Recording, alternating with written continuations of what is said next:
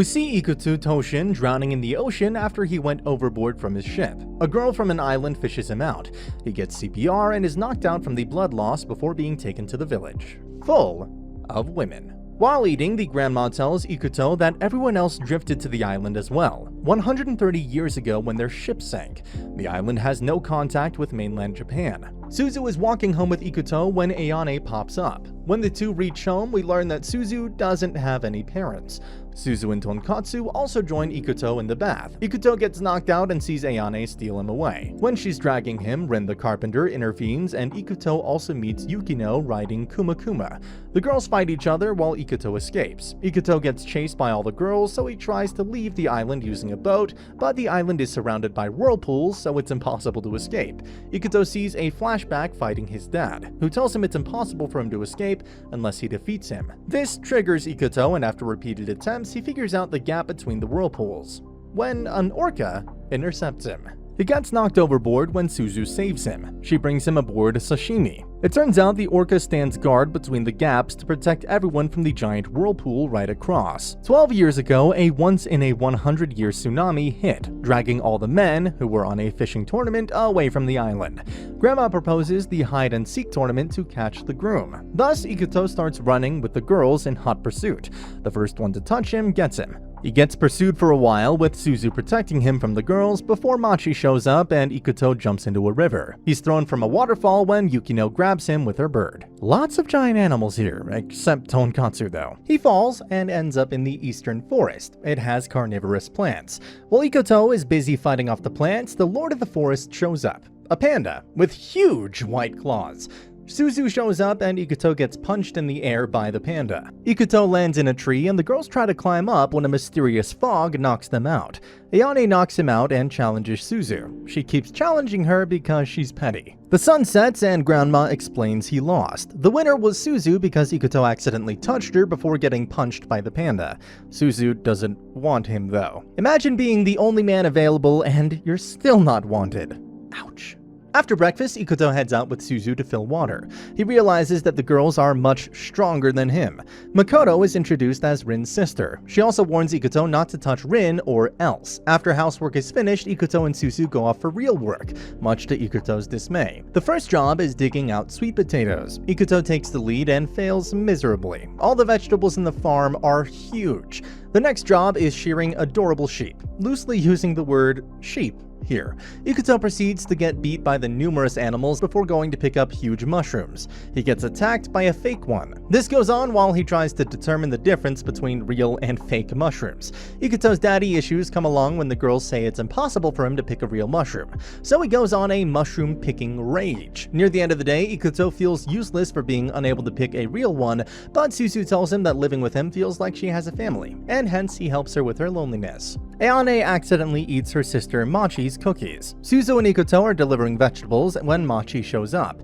Suzu gets bribed by Mame Daifuku to help Machi look for Ayane. Suzu uses underhanded methods to summon Ayane, and by that, I mean she calls her flat-chested. Ayane escapes with Ikuto in tow. Suzu catches up and Ayane bribes her with more sweets to find Machi's weakness, and it works. Meanwhile, Ayane asks around for Machi's weaknesses. The search is a dead end, but Suzu appears. She reveals that Machi's weakness is that she'd die if impaled. Machi appears while Ayane is dissing her age. Ayane realizes Machi's weakness is talking about her age. Doesn't work too well though. Suzu falls off a cliff and lands on the statue of Ojizo. Suzu believes that it contained a sealed evil spirit which she unleashed. Ikuto fixes it up before the two head home. Ikuto doesn't believe in the supernatural, even though the girls believe the spirit is real. Suzu is afraid of dark places and Ikuto comforts her while the spirit is lingering around. The spirit possesses Suzu and Ayane tries to exorcise it. She fails. Ikuto punches it in the face before scolding it. He thinks it's a polar bear. Ikuto and Suzu are fishing when Yukino drops in and tells the two that she lost Kuma, her bear friend. Ikuto and Yukino head out to look for Kuma. They end up finding the wrong bears, as all the bears look the same to Ikuto. Yukino tells him that Kuma has a crescent-shaped mark on her chest. While the two are resting, Yukino tells Ikuto that she had a fight with Kuma and she's probably sulking somewhere. Kuma has been with her since she was 6. The two head out out to search again. Ikuto makes a poster of Kumakuma and starts approaching different bears and animals to search. They get guided to a bridge. Ikuto stops, but Yukino heads off to do it. The bridge collapses and Ikuto and Yukino end up hanging by a thread. Just when they're about to fall, Kumakuma shows up and saves them. Ikuto starts hearing the animals as the search brushed up his communication skills. An earthquake occurs while Ikuto and Suzu are working. It looks like the earthquake drained all the baths on the island. Ikuto and the girls make a bath for everyone, after which Ikuto decides to get to the source of the problem. Ikuto heads to the mountain that is the source, but falls off because he's useless. Yukino saves him with Takataka and the two head up to the top. Rin and Suzu come here as well. They figure out that dirt is clogging up the spring, so the gang sets to work. While Suzu and Ikuto are digging, another earthquake occurs and the ground breaks under their feet. Suzu hurts her ankle, so Ikuto carries her to find an exit. The two find a possible source of the blockage, so Ikuto starts working on breaking the rock. Ikuto somehow breaks the rock with the handle of the shovel, and water starts gushing out. It gets too much and Ikuto has to save Suzu from drowning. The water pushes the two out to the surface. Ikuto and Suzu head out to meet the Lord of the South, Suzu's master, the King of the Cats. It seems that they need to participate in a contest to decide the lord of the area. Their opponents are the Dog Tribe. The side that draws mustaches on the other will win. I didn't make this up, honestly. The Dog Tribe attacks while Ikuto and Suzu take a lunch break. The two overcome the dogs and head for the leader when Ayane and Machi intervene from Team Dogs. While the group fights, the Cat Lord pops in and draws a mustache on the distracted Dog Lord. Next day, Ikuto wakes up to Machi sitting on his chest. She wants to look at the sakura trees bloom. The girls head out with Ikuto to cross the northern area. The gang splits up to avoid the northern area lord, with Machi and Ikuto as a group. Everyone meets up after a while and they stumble onto the ex-lord of the north. He tells them the path to the tree, but the bridge is broken. So everyone builds a new one and they finally reach the sakura tree. Suzu and Ikuto are invited to Chikage's house so she can observe Ikuto. They meet Panako, the maid, a pink elephant. Chikage shows the two all the things that have washed up on the island. Ikuto tells them about the electronics that Chikage has collected. No electricity around though, so nothing can be used.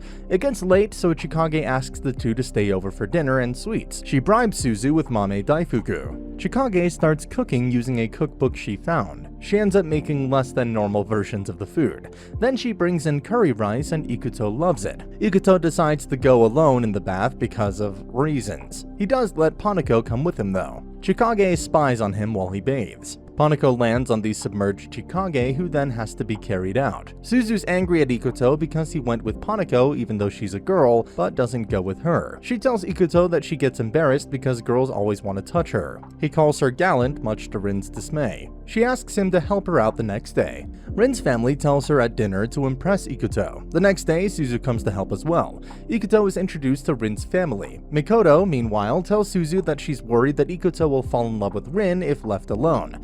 Suzu doesn't know what romantic feelings are though. Rin teaches Ikuto how to use a hammer while Ikuto is distracted by her feminine charms. She hits her finger accidentally and Ikuto gets too close for Mikoto's comfort. Ikuto and Rin getting too close and Mikoto trying to hit him keeps going on for a while before Mikoto calls him out for a duel. She entices him by saying it's impossible for him to win. The two enter a carpentry showdown, while Rin washes her face and they end up completing the work by night. At dinner, Ikuto compliments Rin's cooking, and Suzu watches and sees what love looks like. Ikuto tries to cook on a rainy day, but fails. Suzu eats it anyway. Everyone takes a break on rainy days. Chikage heads off to investigate frogs. Ikuto's bored, so Suzu suggests playing games. The two decide on shogi. Ikuto realizes that Suzu seems to be feeling a bit off. Yukino has a pillow fight with her animal friends. Rin creates drawers. Suzu beats Ikuto consecutively in shogi. Then we learn that Suzu used to play with her mother on rainy days. Meanwhile, Rin, Ayane, Machi, and Yukino head out in the rain. Ikuto starts thinking about Suzu's loneliness on rainy days when she pops in to comfort him. The rest of the girls come along right then. Everyone leaves at night before Suzu and Ikuto sit together again. Suzu sings a song taught to her by her mother. Ikuto imagines Suzu in a wedding dress. Suzu catches a cold because she spent a night sleeping in water. Ikuto is sent off to get ice. He meets Yukino's mom. Kagami, with Kuma Kuma and Kamo Kamo when Yukino comes along as well. All the ice is gone because Kagami made it into shaved ice to eat. Ikuto, Yukino, and her mom head to a mountaintop for snow. They reach a peak and they have a snowball fight. They didn't need to go to the peak for snow either. Ayane heads to the peak when she realizes that a snowstorm is approaching. Ikuto heads down even though Yukino and Kagami warn him not to. The idiot falls off a ledge.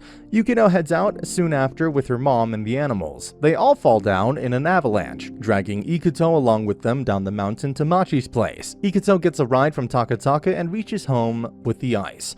Suzu has completely recovered though, and Ikuto ends up collapsing with a fever. Machi decides to train how to be a bride. She heads off to Chikage to learn how to cook. It fails, so she goes to Rin to learn. After a carpentry lesson, the culinary lessons begin. Meanwhile, Ikuto, Suzu, and Ayane discuss cooking together. This somehow ends up becoming a war between the girls to cook dinner for Ikuto. Just then, Machi delivers a message via arrow and invites Suzu and Ikuto for dinner. When they reach their house, a pale Rin shows up, warning the three not to eat food prepared by Machi. They try to heed her warning, but get carried off by Machi's Shikigami before they can escape. The three are trapped in the room while the sadistic Machi prepares dinner. Since they can't escape, Ayane and Ikuto try to get in the kitchen, but to no avail. Soon enough, the three are given a horrendous-looking dinner. Ikuto is chosen as the first taste tester. The food ends up tasting delicious. It's too much food, though. Ikuto remembers a girl's birthday while looking at her picture. Suzu is trying to make tofu for Tonkatsu's birthday when Ayane shows up with super spicy mame daifuku. Ikuto disappears for a bit, and Suzu and Ayane look at the picture Ikuto has and assume she's an old lover. Grandma realizes that Suzu is down, and Ayane tells her it's because Ikuto had a lover. Meanwhile, Rin and Yukino overhear the conversation and attempt to make Ikuto fall for him while he's down. Ayane has the same plan. Chikage too. Basically all of them. The girls head to Ikuto's place to see a note by him that says he's off to the sea. Suzu runs to where he is and sees him depart on a boat. She uses a rope to reel him in and smacks him. Ikuto tells her he just wanted to send a letter in a bottle. The girls show up to cheer him up when he tells them that the girl Misaki is his little sister. Everyone celebrates Tonkatsu's birthday, after which Suzu helps Ikuto throw the letter in a bottle past the whirlpools. The girls are talking about food around the island being stolen. Machi shows up and seems suspicious, so everyone follows her and they see her eating random food. She isn't the culprit though, so everyone starts investigating, Machi included. Ikuto uses his findings to determine the next two targets. They split into groups and go to place traps. Both places get hit by two separate culprits who end up escaping. After the failed stakeout, Suzu and Ikuto go home to find a robber in the bath. The robber turns out to be the girl named Mei, who says she washed up on the island with her friend Tono. Mei and her family work in a circus, but she had communication issues, so her parents sent her out to travel. She met Tono on her travels. She tells them that Tono was probably responsible for what happened in the cucumber field. While looking for Tono, Ikuto and Suzu keep Mei hidden from the rest of the group. After some searching, Inu finds the location of Tono, the Kappa. Her friend is a mythological being. An angry Machi confronts the two newbies before Ikuto stops her. The gang forgives the two. Mei and Tono get the water wheel house at home. Mei tells Ikuto and Suzu about her journey to overcome her shyness and how she broke Tono's seal. It was placed by a monk and became her friend. Mei goes to run an errand by herself, but she gets cold feet and gets accompanied by Ikuto and Suzu. The three go to Rin and get a bunch of supplies. They meet Yukino on the way back, and Mei ends up scaring her off with her bear costume. Ayane hears about Mei and goes to meet them. She catches the three by the riverside as Ikuto and Suzu try to comfort Mei. Ayane gives her a pep talk too and tells her to love herself. During the talk, Tono shows up. Ayane's told it's a Kappa. She immediately runs off scared, and Tono follows, thinking she may know her friends. The chase leads to Ayane about to fall off a cliff when Mei saves her, or knocks her out. Back at Tono's place, Machi tells them that she used to scare Ayane by dressing up as a Kappa. The other girls come too and cheer up Mei, who resolves to work on her shyness. Suzu is in a bath when the Lord of the South pops up. He had a message for the Lord of the West about the Lord of the East having been defeated. The Lord of the South describes the culprit, and it looks like it's Tono. Meanwhile, the Lord of the East shows up to Mei's house to challenge Tono, but falls in love with Mei.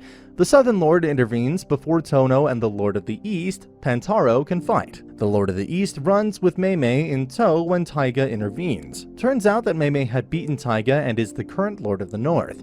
She accidentally knocked a boulder and it fell on Taiga's head. The Eastern Lord escapes while Taiga tells everyone the story. Taiga catches up with him and knocks him away before telling Meimei she must go to the northern forest. Ikuto refuses to let her go and the two end up partaking in a duel. Ikuto gets a beating, and as Taiga's about to deliver the final blow, a shadowy figure tells him Taiga's weak spot between his tails. Ikuto attacks and wins. The shadowy figure turns out to be Karage, the Lord of the West. Meimei thanks Ikuto. Ikuto wakes up and Suzu has turned small and cat-like.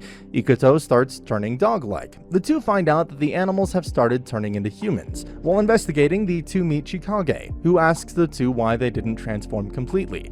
Turns out the magic effect was incomplete since the two lived so far. Also, she used the magic book to cast the spell. While she's trying to pull a rabbit out of a hat, Ayane pops up out of it and explains how Machi and her got caught in the spell. Suzu and Ayane tell her to turn everything back to normal, but she refuses and escapes. Meanwhile, Ikuto has a breakdown because magic exists. The three then go to investigate Chikage's books and unleash Genie Makun accidentally. He can grant 7 wishes. Suzu wastes one on Mame Daifuku. They wish for Chikage to be caught after a few dumb wishes. Everyone starts fighting over the last wish when Machi shows up and asks for tea. Chikage then binds everyone. She's about to saw Ikuto in half when Panako shows up and throws a boulder at her. Her book disappears and returns everything to normal. Ikuto learns of the 3 ninja sisters from Suzu when the two stumble upon Shinobu, one of the 3. She's hungry, so the two take her and her cow, Bufiteki, home. Shinobu got lost because her sense of direction is awful. Turns out Ikuto became infamous, and Lord Shimotora told her to meet the man who defeated the Lord of the North, among lies that he could split waterfalls and carve dolls from trees. Shinobu keeps nagging Ikuto to spar and sticks too close to Ikuto, which makes Suzu jealous. Suzu enters the bath right when Ikuto is in a predicament. An enraged, jealous, Suzu tells Ikuto to accept the challenge. Next day, Ikuto meets Shinobu for the duel while the girls spectate. Karage comes along to watch too. The fight is on pretty equal footing, but Ikuto has better technique. Shinobu then uses her ultimate, Kage no Bushinojutsu. Ikuto wins and Shinobu departs. Ikuto is reading a book written on the island at Chikage's place and meets her mother. Meanwhile, Suzu and the girls get an invitation to the Tsukami Pavilion, a hot spring resort run by Sakuya, a mechanical doll made 130 years ago.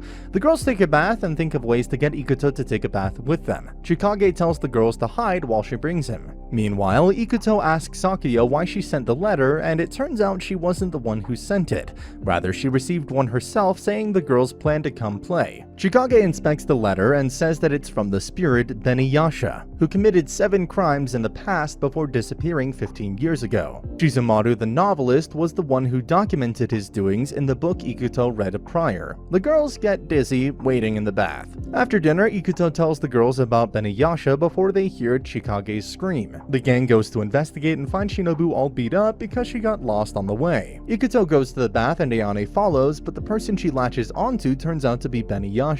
Beniyasha reveals himself.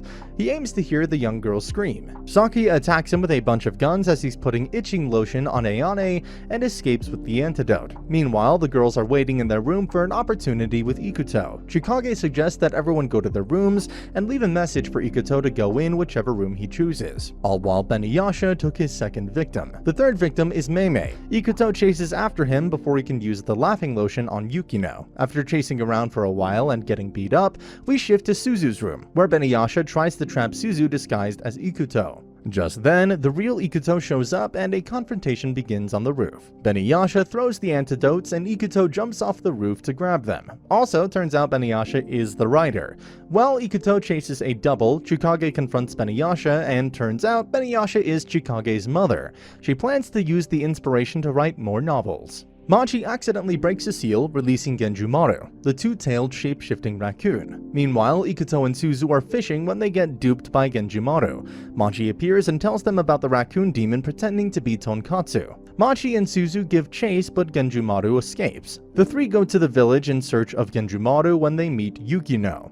They ask her about it, and it turns out Genjumaru was disguised as Yukino. Genjumaru escapes again and turns into Meimei. It escapes again after it's revealed. The three approach Rin, who's dressed up, and automatically suspect her because she's too feminine. Her belly button is revealed, and with it the truth that it's actually Rin. Yes, the belly button. The chase goes on for a while. Ayane shows up and gets beat. Machi tells her about the seal on Genjumaru breaking and enlists her help.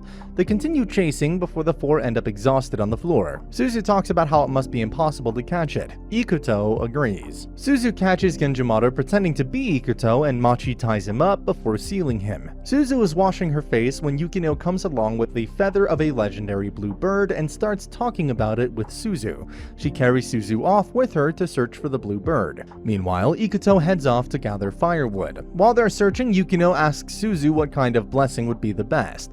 She states that for everything to stay the same would be a blessing. Just then, the two and the animals find another bird. Yukino chases after it with the rest behind, and they end up sliding down a crevice. Ikuto gets back home and gets worried because Suzu isn't there. Kumakuma, Inu, Yukino, and Suzu are all trapped. The injured Suzu believes that Ikuto will find them though. As she thought, Ikuto is out on the search, but it starts raining, so Tonkatsu can no longer follow their scent. Ikuto starts panicking when the blue bird shows up in front of him and leads the way towards Suzu and the rest. Everyone meets up, but the bird disappears. It was the same bird that Yukino chased before. Rin and the other girls show up too.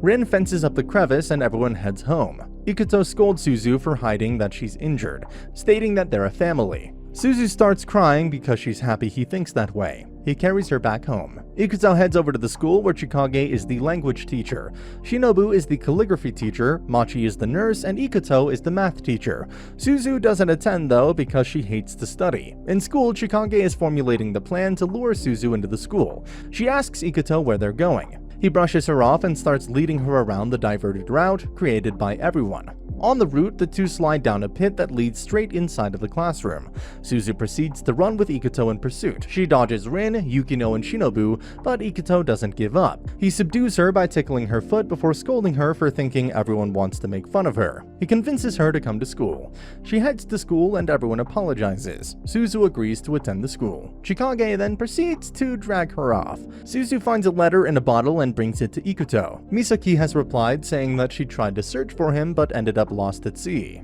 Ikuto tries to head out to sea to save her. He tried using a boat, then a kite, then a slingshot, but to no avail. Takataka tells him that the air is filled with whirlpools, so it isn't possible to pass through the air. Machi comes along and takes everyone to the shrine. She intends to take his soul so he can fly. Ayane stops her before she can take his soul out completely. Chikage then brings Makun, the genie. Ikuto asks Makun to send him to Misaki, but nothing happens.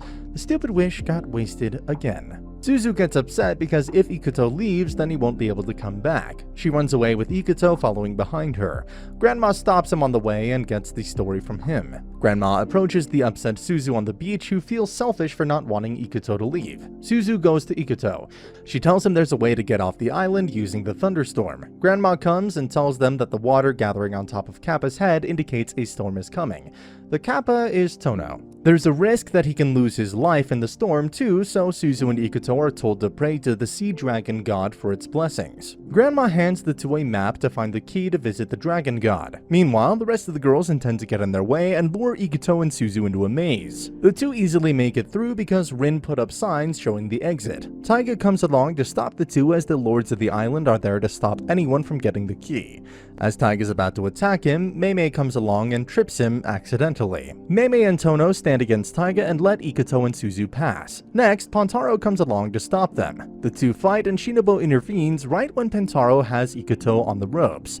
The third trial is the Lord of the South. He's arranged a bunch of fakes and the two have to capture the correct one to pass. Ikuto figures out who the real one is and they pass the trial. The two move on to get the key, but the Lord of the West, Karage, shows up, Ikuto's master. A duel ensues and Karage brings Ikuto to his knees. Karage uses a finisher and Suzu gets in the way to block his attack. Ikuto picks up his sword and uses his wit to land a hit on Karage and take the key. Suzu and Ikuto enter the Dragon God shrine. Ayane is there too, swimming towards the Dragon God. She accidentally breaks its whisker before running away. The three escape the shrine before it caves in. Ikuto heads out to the beach, intending to go even without the Sea Dragon God's blessing. Suzu tries to come with him, but he stops her. Grandma and the girls rush toward the beach to try to stop him, but Suzu intervenes and Grandma asks if she's okay with watching him die. Suzu asks Sashimi to go after Ikuto. Ikuto reaches the whirlpool with Suzu behind him. She begs Ikuto not to leave because she can't bear parting with him. Ikuto remembers the time they spent together and reaches for her. His reach falls short and he's dragged into the whirlpool. Suzu swims after him and both of them disappear. Suzu wakes up with the girls around her. She goes back to Sashimi and asks to be taken to the Sea Dragon God. Suzu goes up to the god and begs it to calm its anger. She almost drowns before Rin appears to save her.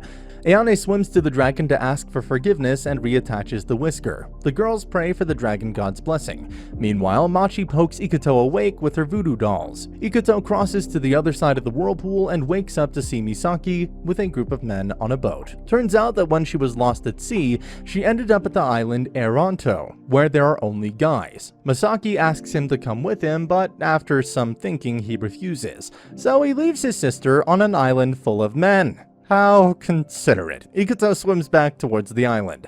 He gets swallowed by the whirlpool. The end. Just kidding. Ikuto washes up on the beach. Suzu embraces him and Grandma begins the Capture the Grandson-in-Law tournament, round 2. And that's the end of the video. As always, if you liked what you saw, subscribe to the channel. I'll be uploading a lot of videos just like this, so I'll see you at the next one.